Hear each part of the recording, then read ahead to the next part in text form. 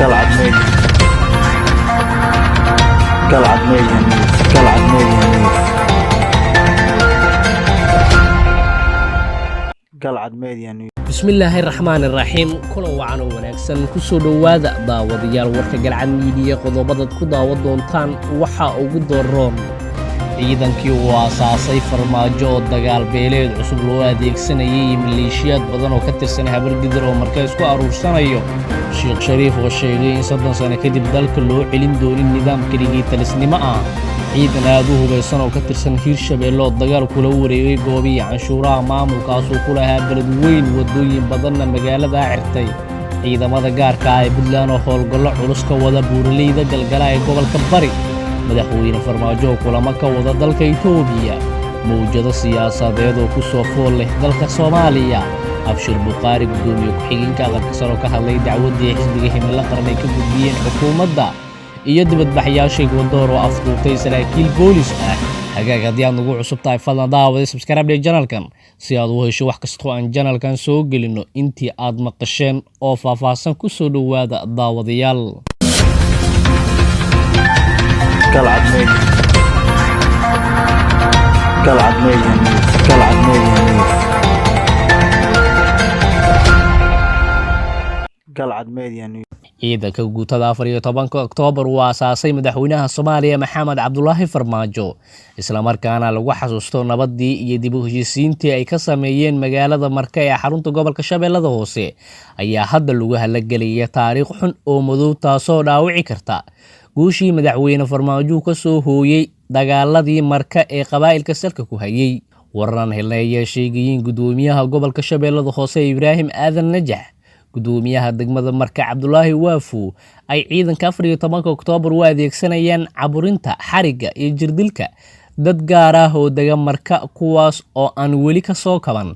boogihii ka dhashay dagaaladii sokeeye ila deegaanka ayaa inoo xaqiijiyay in tobaneeyo dhalinyaro oo aan wax dambi ah gelin ay ku xiran yihiin magaalada Marka kuwaas oo ka soo jeeda beelo gaar ah waxaana arrintaas lagu tilmaamay beegsi gaar ah sidoo kale waxaa jirta in markii ay magaalada wax ka dhacaan la xiro oo kaliya dhalinyarada ka soo jeeda beelaha Hawiye iyo reer Banaadiriga waxaana dadka aad uga cabanayaan dhibaatooyin ay kala kulmayaan dad u dhashay beesha Miyamaal gaar ahaan Waafow iyo sargaalka hogaaminaya 14 Oktoobar Cusmaan Xasan oo isna loo adeegsaday caburinta shacabka Najax oo ka soo jeeda beesha Garre ayaa isbahaysi la ah saraakiisha Miyamaal ee Waafow ka mid yahay dadka reer Banaadiriga iyo beelaha kaliya Hawiye waxay dareemayaan caburin iyo dhibaatooyin daran waxaan cabasho ka nahnay Najax Waafow iyo Cusmaan Xasan haddii aan wax laga qaban waxaan halkan dib uga qarxi doona dagaal sokeeye muddo aan fogin ayuu yiri sargaal ka tirsan militariga Soomaaliya oo ku sugan gobolka Shabeellada Hoose maalmo ka hor waxaa jirtay in xisad culus ay ka dhaltay odayaal gaaraya 7 qof oo lagu xiray Marka kadibna ay magaalada halis ku gashay in dagaal dib uga qarxaan ayuu yiri qof aan la hadalno oo ka tirsan saraakiisha militariga Soomaaliya oo ku sugan Shabeellada Hoose waxaa jira kulamo ka dhacaya Shalambood iyo deegaano duleedka ka ah Marka kulamadaas oo looga tashanayo sidii looga hortagi lahaa waxay tacdiye ugu yeereen dadka deegaanka Shabeellada Hoose gaar ahaan beelaha Habargidir Abgaal iyo Baadicade ay la kulmayaan dadka deegaanka ayaa ka cabsi qaba in mar kale Marka ay marti geliso dagaaladii in muddo ah ka socday magaaladaasi wararka laga helay magaalada Beledweyne ee xarunta gobolka Hiiraan waxay sheegayaan in ciidamo boolis ah oo gadoodsan ay dhammaan la wareegeen xarumihii lagu qaadi jiray canshuuraha ee magaalada Beledweyne ciidamadan oo boolis ah watana gaadiidka dagaalka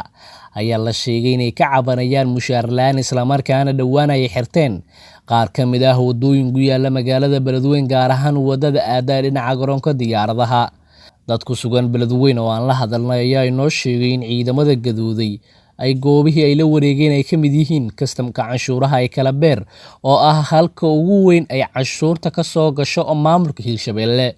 sidoo kale ciidamada gadoodsan waxa ay la wareegeen kontaroolada Buundaweyn iyo Horseed iyagoo qaadaya lacagihii ay qaadi jireen ciidamada gaarka ah ee canshuuraha u qaada maamulka Hirshabeelle wararka ayaa intaas ku darayeen saraakiisha ciidamada booliska Hirshabeelle iyo waxgaradka magaalada ay wadaan dadaal ay ku doonayaan in lagu xalliyo ciidamadan gadoodsan kuwaas oo horaantii toddobaadkan gadood ka bilaabay iyagoo ka cabanaya mushaar la'aan magaalada Beledweyne saraakiisha ciidamada booliska Hirshabelle iyo madaxda sare ee maamulkaas weli kama hadal gadoodka ciidamadaas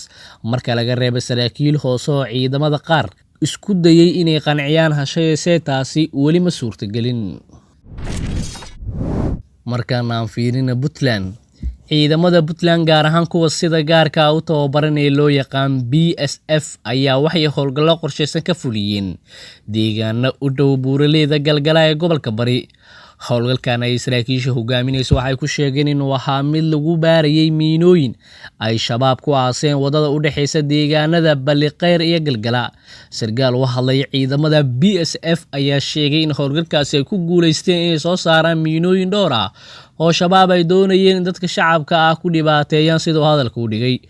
Waxa uu sheegay in weli howlgalka ay ka wadaan deegaanada ku teedsan buuraleyda Galgala ee gobolka Bari halkaasi oo meelan ka fogin ku sugan yihiin xubno badan oo ka tirsan shabaab iyo kooxda Daacish. Saraakiishu ma sheegin howlgalkaasi ay ku qabteen wax dad ah marka laga reebay miinooyin lagu aasay wadada u dhaxeysa deegaanada Balliqeyr iyo Galgala. Ciidamada Puntland ee ku sugan deegaanada ka tirsan gobolka Bari ayaa dhowr jeer qaraxyo kala duwan la eegtay kuwaas oo mas'uuliyadooda ay sheegteen ururada Daacish shabaab oo buuraleyda ku wada sugan.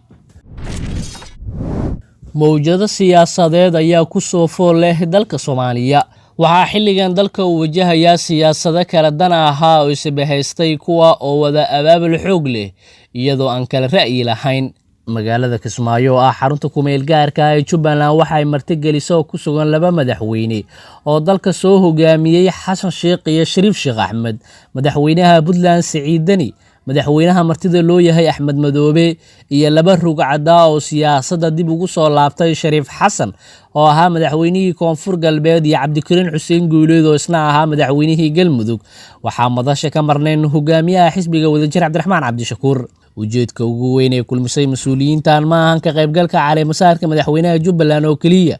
ee waa ka tashiga siyaasadda dowladda federaalka oo aad u sulugsan yihiin isla markaana cunaha la qabtay sida ay cadeeyeen qaar ka mid ah. Culayska ugu weyn ee dowladda federaalka Soomaaliya ayaa noqonaya isbedel doon cusub oo suurtagal ay tahay in lagu dhawaaqo mana noqon doono kaliya mid sameysma oo lagu kala tago balse waxa uu saameyn weyn ku yeelan doonaa dowladda dhexe oo siyaasadda gudaha soo xirmi doonto.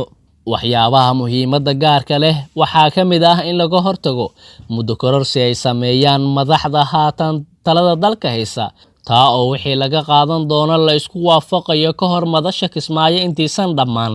sida ay horey u sheegeen madaxdii dalka soo hogaamisay. Khilaaf iyo hadan siyaasadeed mid qorsheysan iyo mid shaac baxsan oo dowladda federaalka kala dhaxeeya dhinacyada ka soo horjeeda ayaa ugu dambeyn waxa uu sababay inuu sameysmo xisbi weyn oo mucaaradka oo dhan isugu tageen iyadoo ay u dheer tahay kulamada Kismaayo iyo waxa ka soo bixi doono.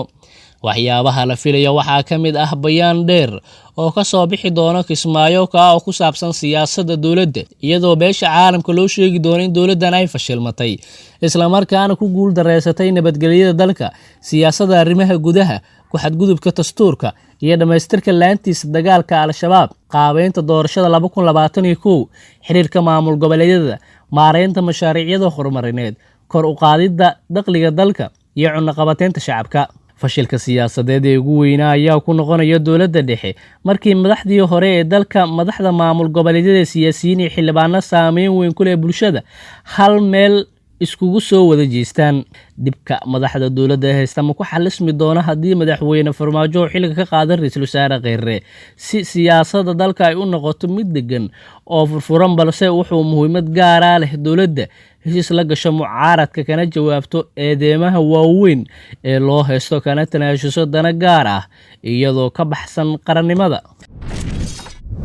Madaxweynihii hore ee Soomaaliya ee dowladdii ku meel gaarka ahayd Sheekh Shariif Sheekh Axmed ayaa sheegay in xilligan xaaladda dalka ay ka qabaan walaac fara badan sidaas darteedna caleemasaarka kaliya san u tagin magaalada Kismaayo. Waxa uu sheegay inay yeelan doonaan wada tashiyo kala duwan kadib walwal badan oo ay ka qabaan sida ay wax u socdaan asaashay hadda ay ku baraarugeen isla markaana aysan aqbalin in sharciga laga tago. Sidoo kale waxa uu sheegay dadka Soomaaliyeed ay ku wada joogaan sharci iyo dastuur ayna wanaagsan tahay in lagu wada dhaqmo isla markaana aysan doonin in dowladnimada ay u dunto in sharciga laga dhaqmi waayo. ugu dambeyn arrimaha doorashooyinka Soomaaliya ayuu soo hadal qaaday Sheekh Shariif wuxuuna sheegay madaxweyne Farmaajo aysan xilka ku haysan laakiin ay doonayaan inay dhacdo doorasho xor iyo xalaal ah oo aysan noqon mid dad gaar ah ay sameysteen. Hadalkan ayaa madaxweynihii hore ee Soomaaliya Sheekh Shariif Sheekh Axmed waxa uu ka sheegay xilli uu tagay magaalada Kismaayo halkaas oo la filayay inay ka dhacdo xafladda caleemasaarka madaxweynaha Jubbaland.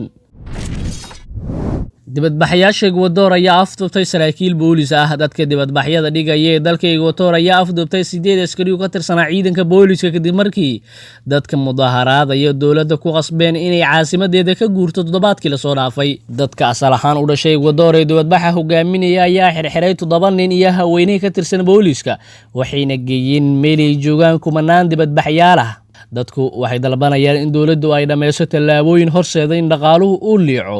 in madaxweynuhu iscasilo. madaxweynaha Ecuador ayaa xaalad degdeg ah ku dhawaaqay toddobaadkii la soo dhaafay wuxuuna u guuray magaalada labaad ee dalka Ecuador. dhowr qof ayaa ku dhintay rabshadaha waddanka. daawadayaal waa naga intaa warkaad kala socoteen Galcad Media. haddii aad nagu cusub tahay fadlan daawada subscribe channelka Galcad Media. Galcad Media. Galcad Media. Galcad Media.